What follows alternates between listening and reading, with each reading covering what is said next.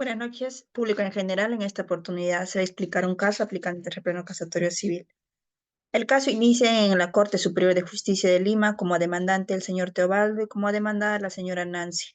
El demandante sustenta su demanda en divorcio por separación de hecho y solicita una indemnización. Respecto de los fundamentos de hecho del demandante, alega que en el año 1991 contrajo con matrimonio con Nancy en la municipalidad de Barranca. Producto de ello tuvieron una hija llamada Úrsula, quien a la fecha tiene 24 años de edad. Alega que tanto la demandada Nancy y su hija Úrsula iniciaron un proceso de alimentos ante un juzgado competente, en la cual respecto del pedido de Nancy, el juzgado declaró infundada el pedido de alimentos, por tanto carece de objeto de emitir pronunciamiento al respecto. Sin embargo, respecto al pedido de alimentos, declaró fundada el pedido de Úrsula. Sin embargo, dado que tiene 24 años de edad y dado que ya ha pagado la deuda en su integridad, carece de objeto emitir pronunciamiento respecto a los alimentos, con ello se ha cumplido con los requisitos de ley. Además, refiere que en el año 2010 se ha retirado del hogar y desde esa fecha ha fenecido la sociedad conyugal. Y desde esa fecha se considera como cónyuge más perjudicado. Indica, sustentando su demanda, que adjunta medios de prueba suficientes que alegan el perjuicio que ha sufrido. Asimismo, indica que la demandada ha hecho un uso abusivo de un poder otorgado, por ende ha transferido las propiedades que pertenecían a la sociedad conyugal. La demandada reconviene la demanda por la causal de conducta deshonrosa de Teobaldo, toda vez que le fue infiel con Ana, quien es la empleada del hogar. Y ello le ha causado un perjuicio moral irreparable, máxime que ello ha afectado a su honor, su imagen como mujer y como esposa, dándose esta situación un escándalo, ha transgredido inclusive a los medios de comunicación. Los medios probatorios del demandante es un medio de prueba, probatorio documental financiero en la que acredita el desfase económico, toda vez que está pagando de manera mensual un departamento, la cual fue de manera inadecuada también vendida por la demandada.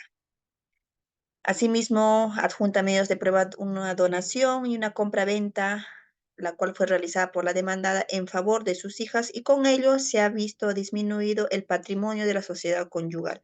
La demandada adjunta una declaración testimonial que acredita la infidelidad por parte del demandante y adjunta una demanda de filiación extramatrimonial realizada por el demandante con Ana, la empleada. Con ello acredita el desmedro en contra de su dignidad como persona. Aplicando el tercer pleno casatorio civil respecto del fundamento 4, que busca la indemnización para el cónyuge perjudicado, es decir, ¿quién es el cónyuge más perjudicado? La actuación primero se tiene que hacer en función a los medios de prueba, toda vez que según la actuación de los medios de prueba se puede acreditar que no son suficientes que acrediten este perjuicio económico o el daño sufrido por las partes, máxime que ello corrobore las versiones que tienen las partes procesales. Y como refiere el mismo demandante, este le otorgaba poder a la demandada, es decir, tenía pleno conocimiento que en este poder también facultaba las otras opciones de disponer del bien de la sociedad.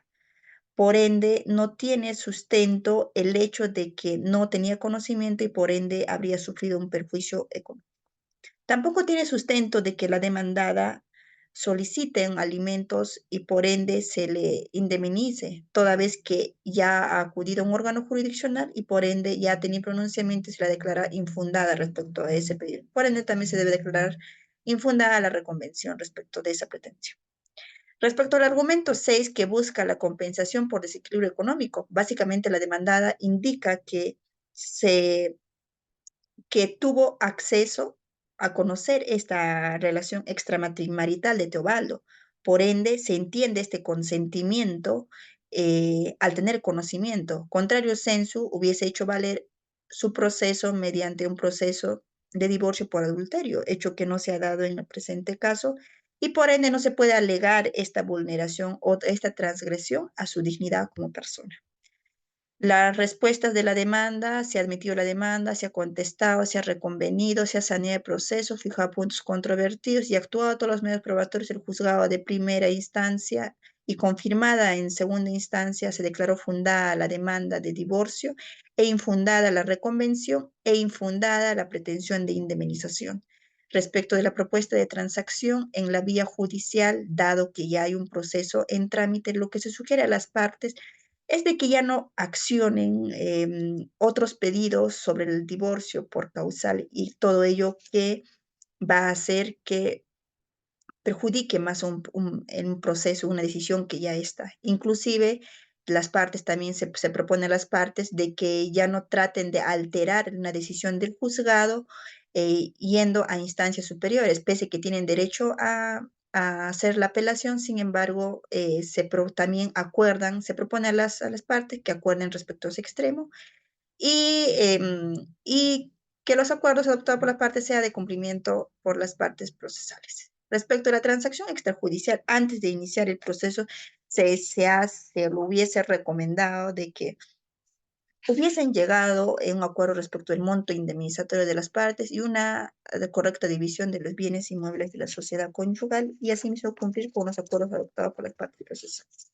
Respecto del enfoque y la estrategia legal, el enfoque del demandante más está en enfocar respecto de la separación de hecho y el perjuicio económico. Él acredita, el demandante, el perjuicio económico está establecida dado que ya no ha convivido con la señora Nancy y el tiempo del periodo prolongado ha cesado, ¿no? Y con ello cumple con los requisitos de ley. Por ende, se solicita que se le cumpla con este tema de la indemnización, ¿no? Y asimismo, sustenta su pedido aplicando el tercer pleno casatorio civil que se debe cumplir con el principio de equidad y justicia su solicitud de indemnización, ¿no? Asimismo, indica que las faltas de pruebas contundentes hacia de parte de la demandada, por ende, no se puede afirmar o respaldar las afirmaciones por la demandada. Y el perjuicio económico documentado, toda vez que acredita medios probatorios suficientes que acrediten este perjuicio. La demandada enfoca su defensa más en que el demandante tuvo una conducta deshonrosa, toda vez que le ha hecho infiel con Ana. Asimismo, solicita que también se aplique el tema de la solidaridad familiar y equidad del tercer pleno casatorio civil.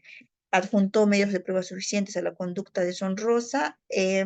Además, señala que ha tenido un impacto económico que ha desfasado, toda vez que ha perdido oportunidades laborales y el deterioro de su vida en la calidad de estilo de vida.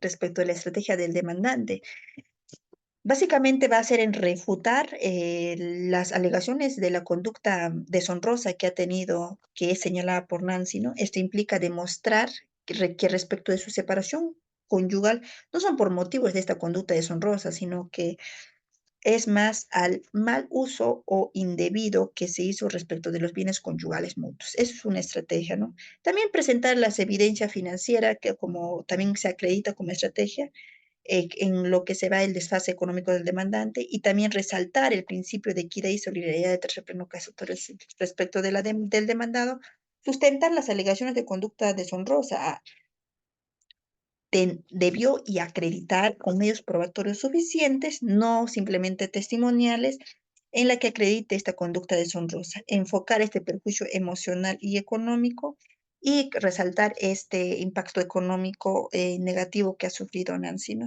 Y argumentar obviamente también su enfoque de defensa en la solidaridad familiar que busca el tercer pleno pasatorio civil.